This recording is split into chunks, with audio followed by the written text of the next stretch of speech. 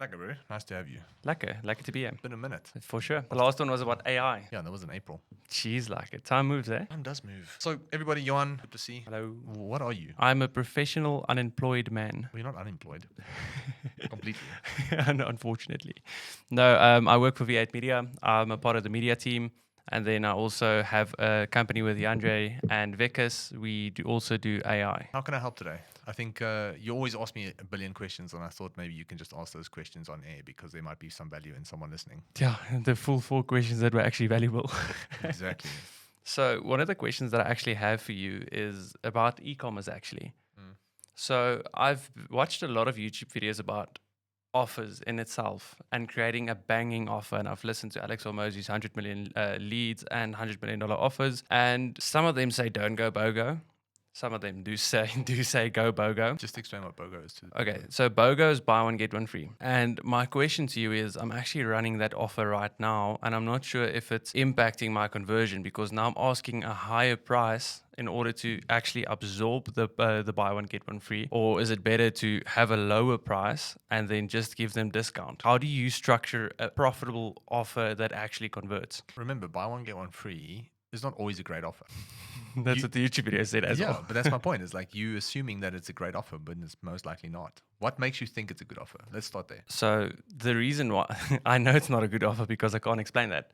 Okay, but why did you think it was a good offer to start with? So the reason why I made BOGO is, in my eyes, the way that I see people perceiving it is I'm getting 2 for the price of 1. Yeah. Obviously, that is the whole point and premise of buy one, get one free. Okay. But it feels like the actual message is not carrying over nicely to the audience. And the offer is just not sticking. Maybe explain people what you're selling. So I sell sunglasses, this pair that I'm wearing on my face right now. So I started a brand called No Frame last week, Monday. By the time you guys watch this, it's going to be probably the next week, Monday. But I actually sell sunglasses, and at the moment, my price point is 1,000 Rand for 2. So I do a buy one, get one free sale. That gives me enough margin to actually absorb free shipping as well as the extra pair that I give with that, as well as the packaging.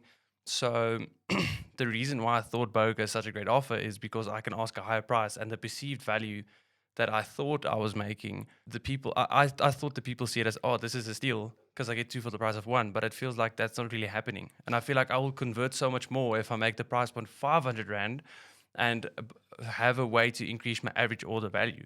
Yeah. So I can tell you my perspective, which is we did buy one, get one free for the inspired by fragrance brand Scentimental, and it worked like a bomb. And it still does. And then when we tried it for another business, it didn't work that well. And I was literally in the position you're in now. I was like, why is this not working? Doesn't make any sense. So let me explain to you my logic. When you're offering someone a buy one, get one free, okay?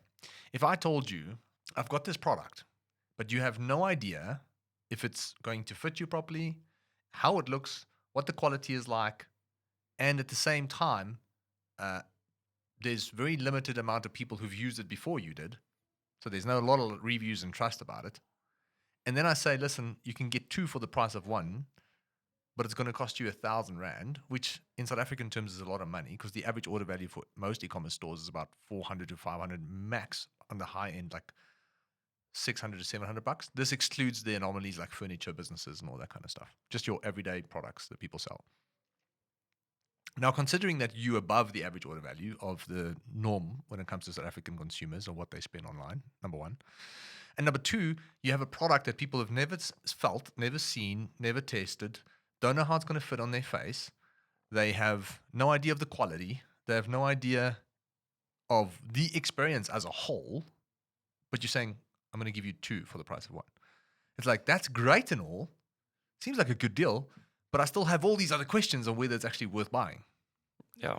Where with Inspired by Sense, the reason it worked is because you make the assumption that that smells very similar, almost identical to the product that you see on shelf.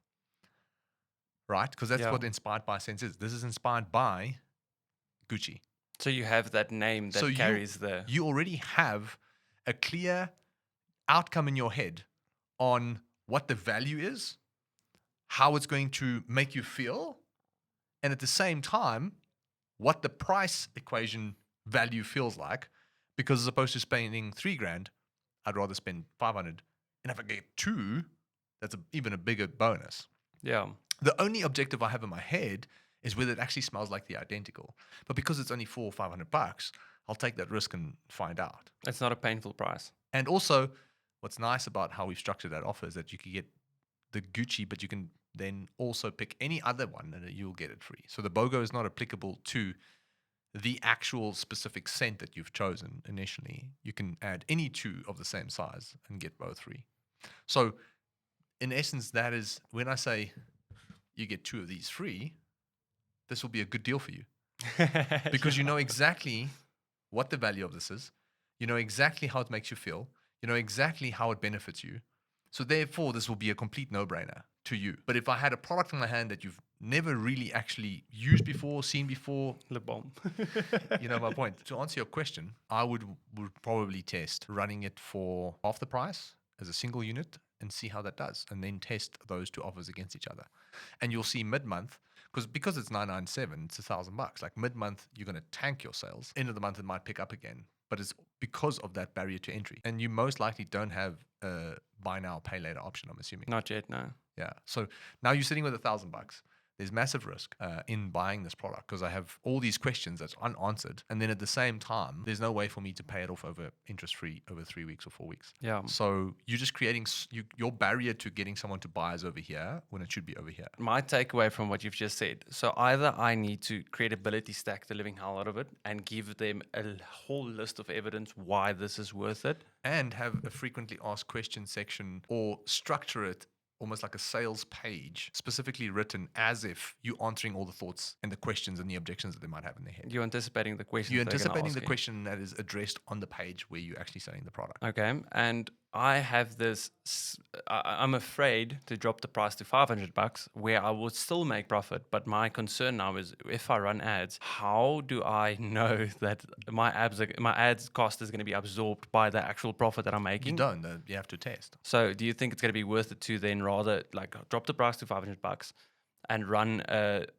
let's say you get 30% off or 40% off if you add a second pair to try and increase the AOV, Sure. average order value? So that's the Sunglasses strategy, right? That is the Sunglasses Hut strategy, right? Buy 1 pair and then you get 50% off on the next pair. So again, when someone adds 1 product to their cart, they at least now have the flexibility to go, I only want 1, but I have the option to buy 2 if I feel like you've addressed all the concerns that I might have about the product. Yeah, or if it's a good product, I can just come back. Exactly. Now you're getting 50% off on your second purchase. So, or 30% or 40%, whatever you can afford. So now you can say either add it to your cart and as a checkout confirmation, hey, thanks for supporting. We also have all these other colors available. Get 35 or 40% off on your second purchase. So that's called a post-purchase upsell, right? Yeah, and you can have it on the email and on the order confirmation page. So as they buy, most people just send them to a normal thank you page that says, hey, your order's on the way. Thank you so much. You can literally have, boom, we have all these other colors available, 40% off if you want to make that purchase now in the next 48 hours or 72 hours, or maybe a week, whatever. Okay, that's interesting. I'll definitely give that one a try. Another question that I have for you is I've really been struggling to find my ideal profile. Like, who am I targeting? Because it feels like now I'm just selling the sunglasses as opposed to selling the confidence that you get by wearing it. How do I identify my ideal client profiles? Because there's more than one from what I've taken from our conversations. Like, you need multiple lanes and you need to target a pain in every single lane. Like the gifter buying it for his girlfriend and the guy who doesn't have any confidence and that wants to feel confidence and look nice. Yeah, so sunglasses, unless it was specifically created for sport or cycling or running, whatever it is, then it's very hard to find an ICP because think about, fragrance as well. You would assume everybody wants fragrance, but that's not necessarily the case. So what you do is you focus more on the benefit of it, and Meta will go and find the people who are interested in those kind of benefits. So an angle would not just be from your point of view, hey, buy 1, get 1 free. You're focusing so much on the offer that you're missing the other 2 things that actually make a concept work. So we have this thing called a concept, right, on the Meta side. Now, concept is 3 things. It is, what is the offer? Who's the person we're targeting?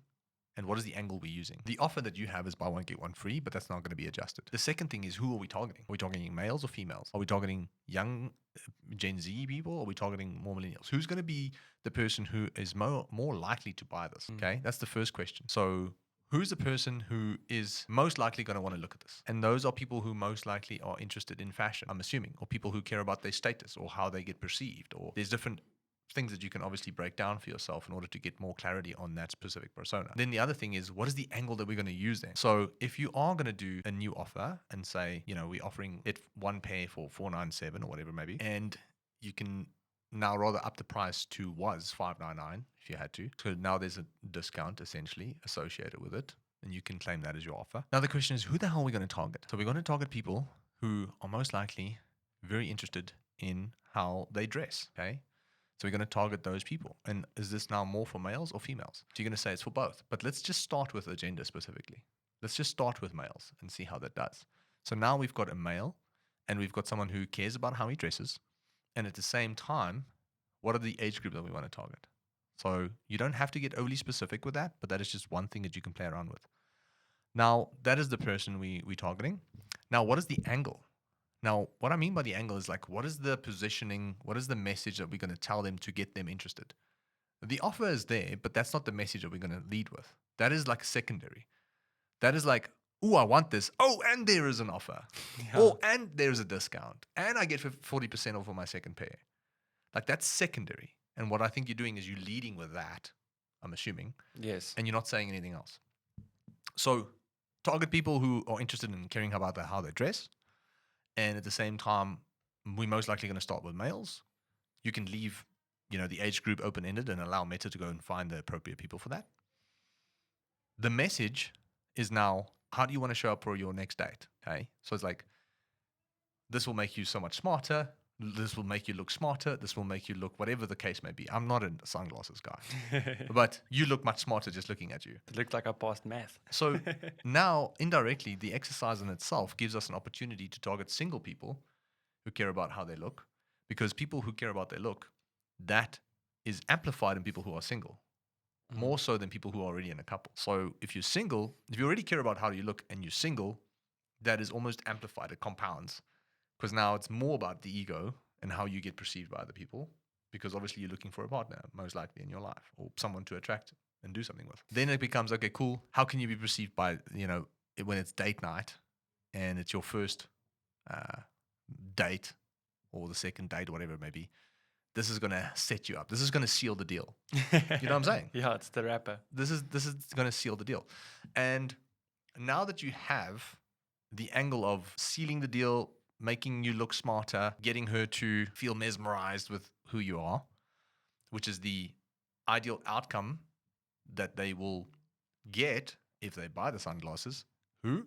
The people who care about how they look, who are single and who are men. And now what's the offer? We get 25 or 20% off if it was $599 and it's now $499 or whatever it may be. So the offer is 20% off. We have who we're targeting and we have a message for them. Now what you do is you go and create a piece of creative, a video that speaks to that person. So you have a street video of you asking someone, are you single? Yes, I am. Have you tried this in order to, you know what I'm saying? Like, Are you going on a date again? When are you going on a date again? Tonight. Well, I would love you to try this and let me know what you think. And then there's like the day after interview. How did it go? Did you dig the glasses? How did you feel? You know what I'm saying? Oh, yeah, she liked it, whatever the case may be. Now that is just top of my head, like not the best examples, but you get what I'm trying to say. Yeah. Now that's a piece of content that will 100% speak to this person who you are trying to reach on Meta. And I think ultimately that's the way that you should think about all the ad sets, because you now understand campaign, ad sets, and ads. So you have the campaign. The ad set is what we call the concept level. So that's where you combine those three things. Yeah. Okay. And then in the ads, you have a street video ad. You have a few images before and after. This is how the guy looks before the glasses, 7 out of 10. This is how he looks after the glasses, 9 out of 10. You know what I'm saying? Yeah. Because that's so cool. Yeah. Okay, cool. We're flowing. So my point is that you can go and create videos. You can do interviews. You can just speak to people who are single, who might want to improve their dress code. You can do static ads. And now you throw all those ads into the ad set level that is designed to target that ICP. Yeah. So my next question becomes, we're speaking about... Does that make sense? That does make sense. Okay. And the reason why I like what you're saying is we had a conversation when you had your talk at AfriForum. you said the words that, for example, a baker is so lucky because a baker is selling something visual. Like you can look at the food and your mouth is going to water. It's like, oh, that's so good. You can already envision how it's going to taste in your mouth. Before And you even can buying already it. get excited about it. You already, because you've tasted something similar in your life and this looks so much better than that thing, it's like, I can already, you envision yourself, you can feel it, your body, that's why saliva almost starts to build up, because it's like your body is almost reacting to that emotional response already. Yeah, because you know what it feels like to eat Well, bread. that would be the goal of marketing, is to get everybody to emotionally react or to chemically react that way when they see the advert. And that the idea is to get them to understand the outcome, the benefit of buying this product.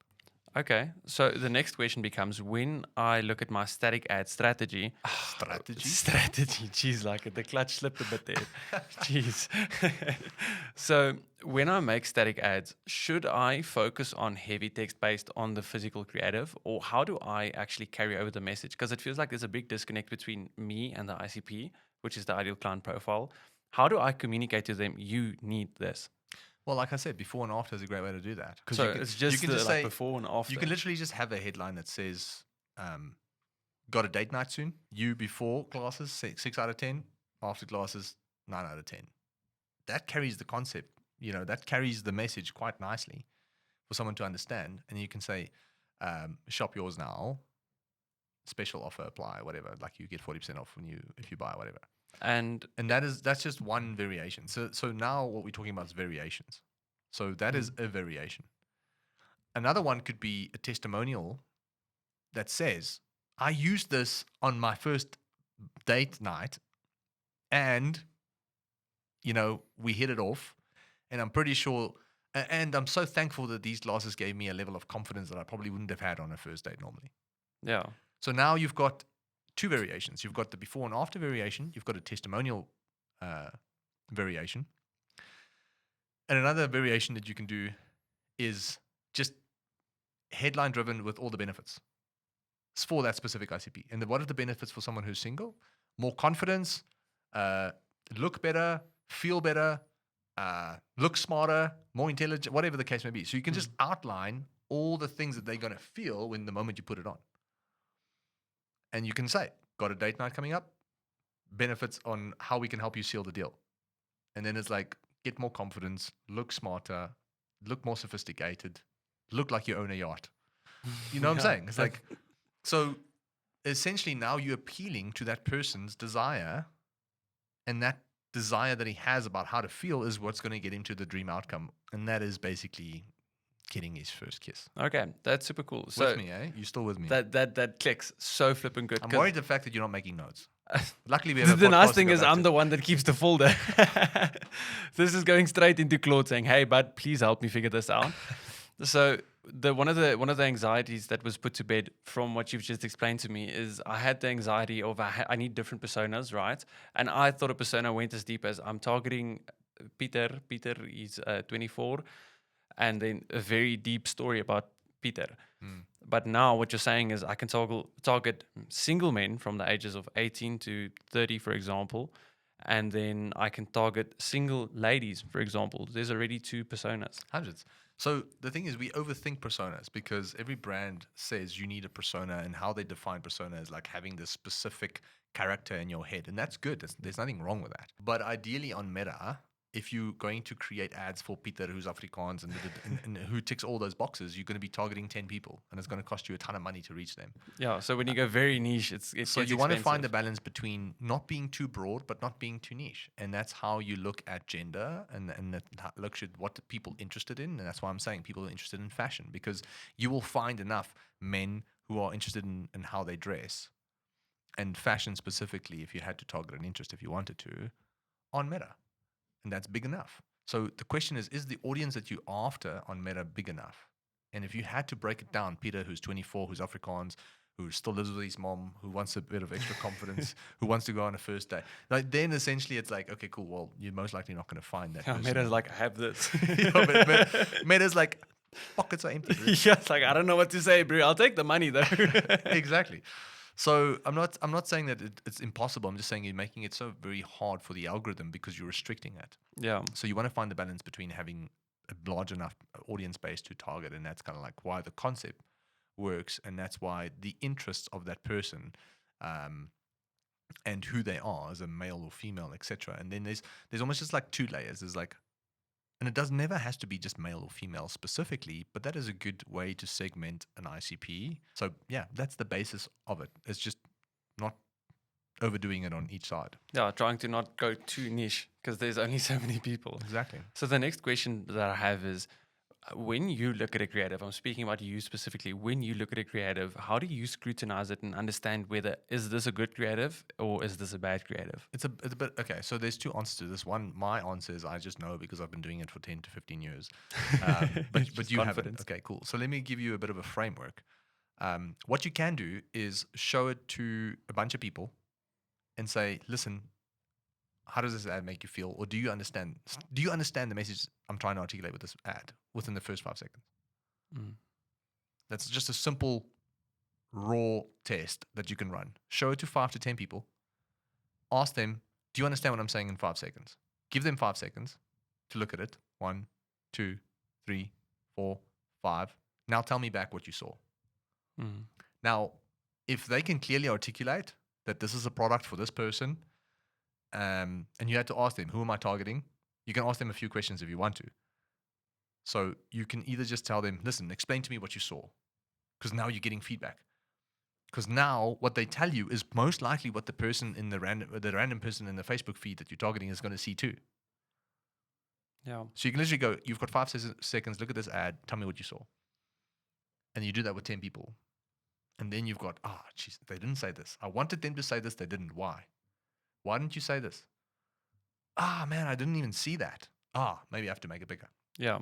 Maybe I have to highlight it. Maybe I have to make a video, whatever the case may be. That's a cool practical test that I'm actually that's test. just very, very simple.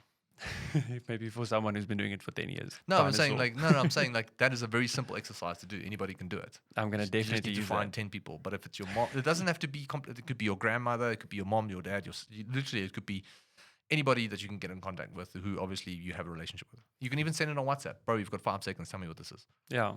Okay, that's very cool. And then the next question becomes, I'm running at a very small ad budget. So my ad budget is 450 Rand a day.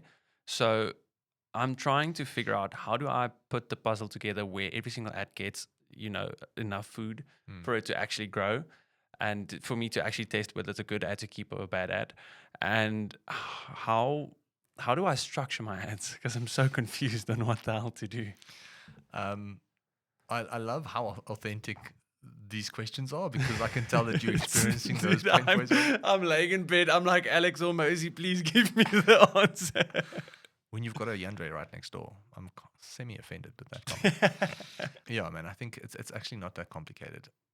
If your budget is 450 a day, right, what does that work out to per month? It works about like 13, 14 grand a month. Yeah. Something like 13 grand a month, whatever. Let's see it, times 30, 13 and a half grand a month. So what we're going to do is, what does an average pair of glasses cost now? What, the cost price? Yeah, no, so the retail price. What do you say? The retail price. Well, now it's going to be 497. Okay, so let's do 497. And let's assume that people are only buying one pair of glasses. Yeah. Okay? That'll be your average order value. What we do is we time your average order value times 3, which is 1491. And we divide that by 13,500, which is the budget for the month. You need to be designing or creating 9 pieces of content, 9 ads. Is that for all, like, in total? Yeah. So for that budget, yeah. So if you're going to spend 13.5 grand a month, then you need a minimum of 9 pieces of ads. And what's the maximum? The maximum will work at your ideal cost per purchase times 3. So let me explain this methodology first. Okay. So we take the average order value. You don't really have one yet.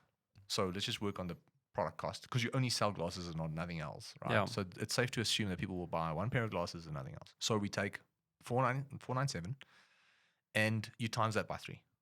The reason we do that is because you need to turn an ad on to test if it will work, and then you need to be able to turn it off if it doesn't work. If you spent more than 3 times your average order value and you still haven't had a sale, It's not profitable. it's not just about the profit, it's the fact that there's no momentum here, and it's clear that there's most likely not going to be momentum anytime soon. Okay? Because sometimes you can make sales, it's not profitable, but the algorithm can push it, and there's a sense of momentum that will help increase it. After 3 times your average order value, if there's still no sale, then there's most likely not any momentum behind that ad. And it's like Meta is struggling to find people for this specifically. All right. So then it's a safe assumption to make that it's time to turn this ad off. Because what's the point? What are we doing? Cool. So when you turn that ad off, well, now you're going to have to replace that ad with another ad if you want to keep marketing. Yeah. But the point of marketing is to keep testing so that you can find something that works. Well, if you turn something off that didn't work, you have to test the next thing. Yeah. And in this case, it will be to load the next piece of creative. So 3 times your average order value. If you have no sale, you turn it off. And then you replace it with the next piece of creative. And ultimately, if you had to take 1,491 Rand, which is 3 times the average order value, and divide that by the budget, assuming you get 0 sales, right? Then you would need 9 pieces of creative to test. Yeah. Does that make sense? That makes sense. Okay, cool. So that is the minimum. The maximum, how I look at it, is you take the ideal cost per purchase. This is where the profitability factor comes in.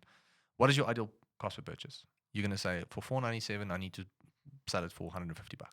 Yeah. Okay, cool. Or I need a cost per purchase of, let's say, $150. So, okay, cool. Let's times that by 3. So we take 150 times 3, which is 450. Oh, took a screenshot. So 450 times, sorry, not 450. 150 times 3 is 450. Okay. So then we do 13,500 divided by 450. That's 30. So the max amount of creatives that will necessarily, and it doesn't mean that all of them will get spent. Yeah. I'm just saying you don't need to test more than 30, but you can't test less than 9. Okay. That's all that framework helps you do. Is like for 13.5K a month on ads, you don't want to test more than 30, but you don't want to test less than 9. Yeah. And that's how you then go about it. And you can do the same for the ad set level. So that methodology applies for the ad set level, for the total budget for the month, for the year. It doesn't really matter. So if you had to say this ad set, what is your daily budget of that ad set? If you had 2 ICPs now, Yeah. and one was running at 500 Rand a day or 300 Rand a day for men, and one was running for 300 Rand a day for Women. female, then what is 300 times 30? 9K. Okay. So now you do the same thing. Now you know what the ad set budget should be. Well, sorry. My brain is having a fart there. You obviously know what it's because you're setting it. Now you know what the total monthly budget of that ad set budget would come down to. Yeah. And then you just run the same formula. It will tell you for this ad set budget, considering it will run for the month, this is the amount of creative max that you should be testing and minimum that you should be testing. Okay. And now the next question that I have is, let me paint the picture. All right. So I have a 2-week runway and I have 6,000 Rand to spend on ads for the next 2 weeks, right? And So you have 6K cash flow wise. Yes, 6,000 Rand in the bank for ads for the next 2 weeks. And I don't know. So we also chatted about your ideal cost per purchase, which in my case would be 150 on the new offer on a 497 pair of glasses. I'm not sure whether I should, like, we have the 9 creatives. How do I know that we're going to get to that ideal cost per purchase? And is there any strategy that you would be able to give me for a smaller ad budget to actually, try and get out of this profitably? The only strategy is design the best ads possible and have the best landing page possible. Fair enough. That's it. So this is now given that you've got your ICP and your concept right and your offer right. Yeah. So you've got your offer, your concept, and your messaging angle that you're going to be using. So that's the concept. The concept exists out of offer, person, and messaging angle. So those are 3 variables that you can keep testing always. Yeah. And then at the same time, you want to make sure that you test everything in correlation to that concept. So that becomes, what are the different ads that we can create? Well, we can create video ads, static ads. We can do these types of variations. We can do talking head. We can do street interviews. We can do before and after statics. And you test all of that. And then you just start ticking the boxes. And then you'll see, the before and after static ads, they look like they're actually doing really well. Let me do more of that. Let me see if there's another one with a different type of angle, a different type of message that I can also test. Yeah. And essentially, that's how you will then be able to improve what's working and what's not. So now you can say, cool, if you had to test male and female, for example, and males coming in at 100 Rand a cost per purchase and females at 300 Rand a cost per purchase, well, just switch this one off and put most of that budget into that one. And then you can squeeze more money out of the 6K that you've got left. Okay. So it's just optimizing the budget. But unfortunately, you're at a point where you can't do both. You're going to have to test, and testing costs money. Yeah. So I wouldn't suggest that you look at the 6K and have the anxiety trying to get it back. When you run ads and when you spend money on marketing, that should be money that you're happy to lose. If that's not money that you're happy to lose, then don't fucking spend it. Yeah. I mean it. Like, I know. we say it to clients and people who want to work with us all the time. It's like, are you happy to lose this money? I'm not saying we're going to lose it. Obviously, we're not. We're going to do our best, and there's a good chance it might work. But it's like, bro, That's just the cost of marketing. There's no guarantee to anything in life. Yeah.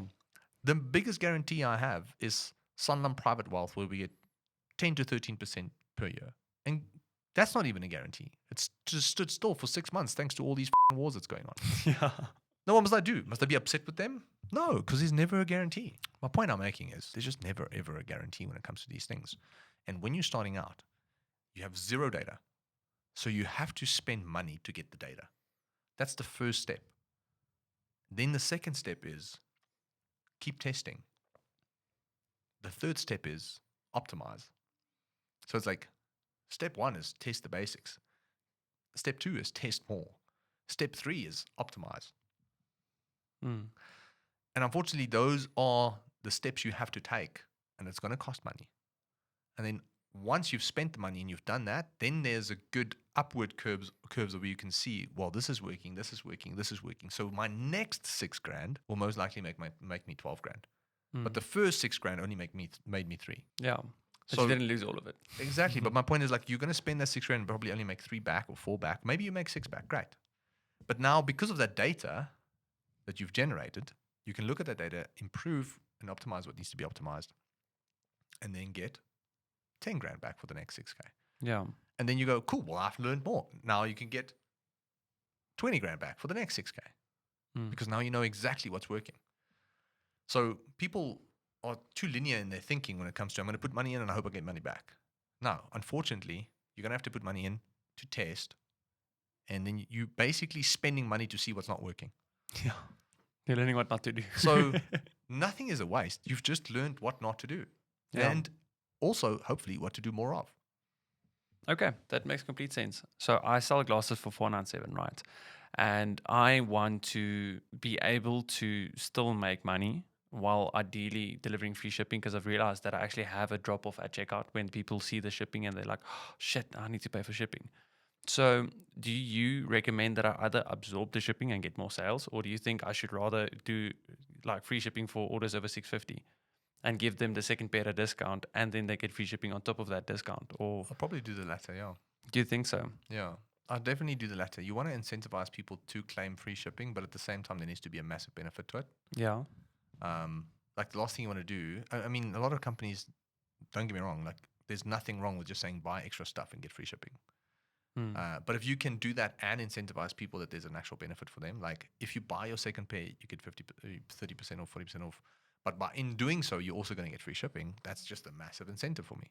Okay. So 100% highly recommend. Okay. And if I wanted to structure my homepage, right? So where do you think is the best to send people? Is it better to send them to the homepage? Is it better to create, different landing pages and try different angles on the landing pages?